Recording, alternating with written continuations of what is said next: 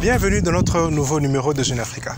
Comme on vous le dit, Jeune Africa, c'est cet espace qui donne aux jeunes la parole, qui donne aux jeunes l'occasion de s'exprimer sur tous ces sujets qu'on le prend comme tabou dans nos familles, dans nos écoles, peut-être juste dans nos communautés, peut-être même à l'église.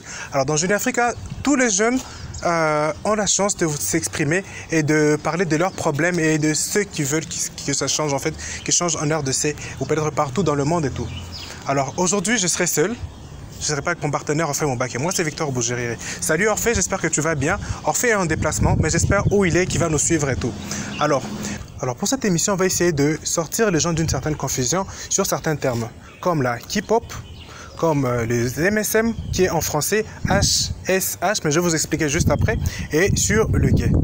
Alors, on a deux points qu'on va vraiment souligner et dont on va essayer de développer pour essayer de comprendre. Ça sera d'abord la façon dont on devra essayer de donner la définition de tous ces termes et on va aussi parler de l'origine, d'où viennent tous ces termes et tout. Et par après, on va essayer de vous conseiller sur tout ça et on sera un peu plus long encore, juste pour essayer de diversifier encore un peu plus notre émission. Mais ça sera juste après le générique.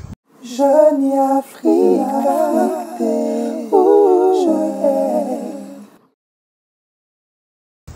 Alors, avant de m'exercer à vous donner toutes ces définitions, je voudrais qu'en ce jour où l'humanité tout entière célèbre la journée de lutte contre le sida, en tant que militant de cette cause, j'aimerais qu'on puisse tous lutter contre la sérophobie, contre le VIH, mais non contre les malades, les personnes vivant avec le VIH.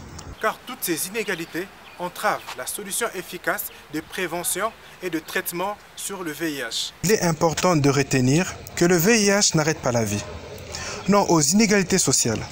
Je profite de cet espace pour porter mon attention aux personnes infectées qui bravent la stigmatisation et continuent leur traitement des antirétroviraux. Jeune Africa.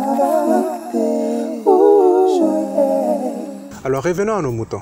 Pour commencer, on va commencer par ce sujet qui est d'abord la K-pop. J'essaie de donner la définition. La K-pop, c'est quoi? En français, c'est la population clé. Pourquoi on parle de la population clé? C'est toutes ces personnes qui n'ont pas accès facilement au traitement, mais dans leur pratique, pas que sexuelle, mais dans leur pratique facilite la transmission du VIH. Pour commencer, je vais parler de personnes ayant de rapports sexuels avec les hommes, comme on appelle MSM en anglais. Mais en français, c'est HCH. Il y a aussi des IDI. Les IDI qui sont de ces personnes qui ont souvent des genres de pratiques où des personnes se droguent en utilisant des injections et tout. À part ça, il y a des personnes incarcérées. Ces personnes incarcérées, dans la prison, c'est facile peut-être d'avoir des rapports sexuels avec d'autres hommes et tout, vu peut-être qu'il y a le manque de femmes, et même ils ont peut-être leurs raisons. À part ça, on retrouve aussi les professionnels de sexe. Ce sont ces personnes qui sont facilement livrées à plusieurs pratiques sexuelles et tout. À part ça, on retrouve aussi les personnes transgenres, les femmes transgenres, pour bien mettre le point là-dessus. Alors toutes ces personnes, ce sont ces personnes qu'on appelle la K-pop, comme on le dit en français, la population clé. Alors là, on va parler maintenant des MSM. Qui sont les MSM? Les MSM, c'est tous ces hommes qui ont des rapports sexuels avec les autres hommes. Ça peut être les personnes homosexuelles, les hommes homosexuels, ça peut être les bisexuels, ça peut être même des hétérosexuels. Mais tant que tu as des rapports sexuels avec un homme, tu es classé parmi les MSM.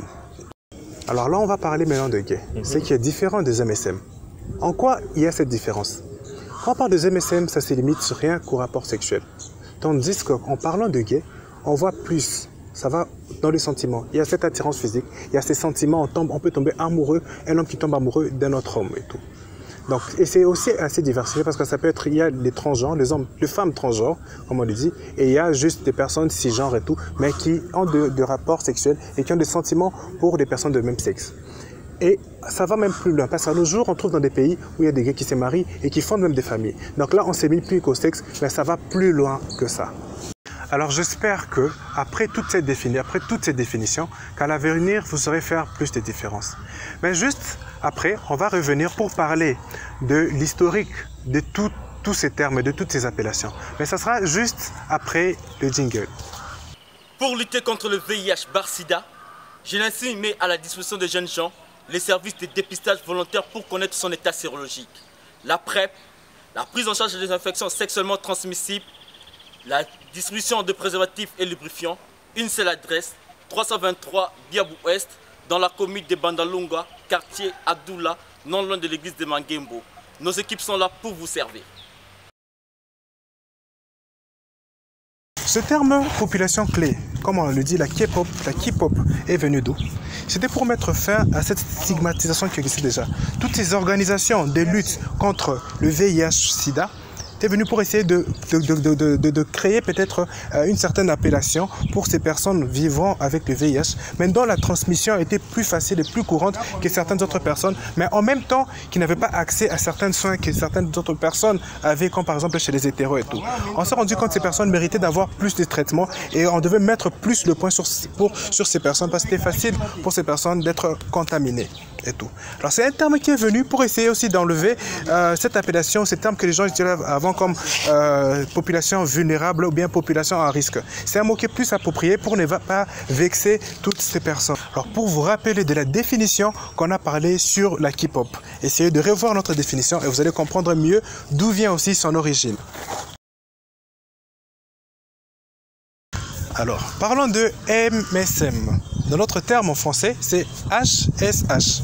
Ce terme a été créé à l'époque où le VIH faisait rage. Et on s'est rendu compte que les personnes ou les hommes ayant des rapports sexuels avec des hommes étaient les plus vulnérables, vu que leurs pratiques sexuelles permettaient facilement la transmission du VIH.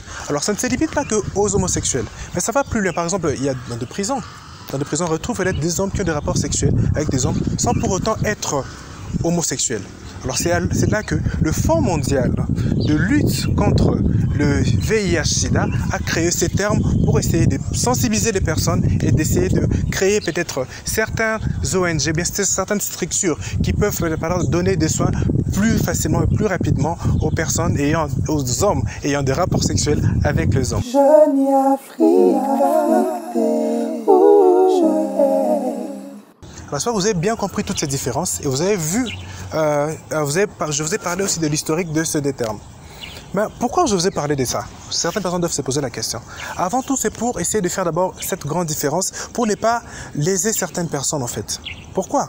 Parce qu'en parlant de MSM ou HSH, ça limite les homosexuels, les gays, qu'aux pratiques sexuelles. Pourtant, ça va plus loin que ça. C'est comme si tu parles d'une personne homosexuelle, tu parles de lui comme un MSM, c'est un peu comme si tu limites en fait ses pratiques sexuelles. Pourtant, la personne a plus de sentiments et ça va plus loin. Et c'est juste un terme que le Fonds mondial de lutte contre le VIH-Sida a créé. Donc, c'est un truc aussi qui est aussi en même temps médical. C'est comme ça que je peux le dire. Alors, quand on parle de la K-pop, la K-pop, ça englobe encore tout ça. Ça englobe les personnes ayant des rapports sexuels avec des hommes ou encore des personnes qui font des injections de drogue par seringue. Vous comprenez? Qui font des injections de drogue et tout. Qu'on appelle encore les IDI. Alors, pourquoi je vous parle aussi de tout ça? Parce que, comme je vous ai dit au début, les personnes essaient de mettre dans cette même cage et tout, de toutes ces choses, se sentent aisées et tout, que les gens ne savent pas faire toutes ces différences. Mais je vous parle aussi de quelque chose aussi. Il y a certains termes que certaines personnes utilisent peut-être en ignorant peut-être certaines choses, mais qui est aussi assez discriminatoire. Il y a le mot PD. Le mot PD, c'est une façon aussi de... C'est un truc qui est considéré comme une insulte et qui va juste même à la justice. Quand tu traites une personne de PD, c'est un peu comme si c'est pris comme une insulte et c'est une façon de discriminer la personne. Alors, comme je vous l'ai dit, Jeune Afrique, c'est une plateforme qui donne la parole aux jeunes pour parler de tous ces sujets dont les gens ne parlent pas souvent. Comme le sujet dont on vient de parler aujourd'hui. C'est un sujet que je pense pour la plupart d'entre vous ne savaient pas cette différence et qui les disaient peut-être par ignorance. Alors, comme je l'ai dit, aujourd'hui, je suis seul, je ne suis pas avec Orphée, je le salue partout où il peut être pour le moment en train de nous suivre. Et je vous remercie à tous d'être si nombreux à nous laisser des messages et de nous suivre partout sur toutes nos plateformes et tout. Et quand on fait nos rencontres physiques, c'est vraiment un plaisir. On a plusieurs autres plateformes comme Stereo, comme Clubhouse, Instagram, Facebook, YouTube et aussi sur la RTGA. Essayez de nous suivre partout. On a des groupes WhatsApp. Vous pouvez avoir en fait tous nos numéros en fait en ayant le lien, en suivant le lien qui est juste sur la description pour essayer de nous suivre encore plus, pour donner des propositions de nos émissions futures. J'espère que si vous avez aimé cette émission, vous pouvez liker, laisser un commentaire pour nous aider à améliorer nos émissions futures. Merci beaucoup à tous de nous avoir suivis et je vous dis à la prochaine.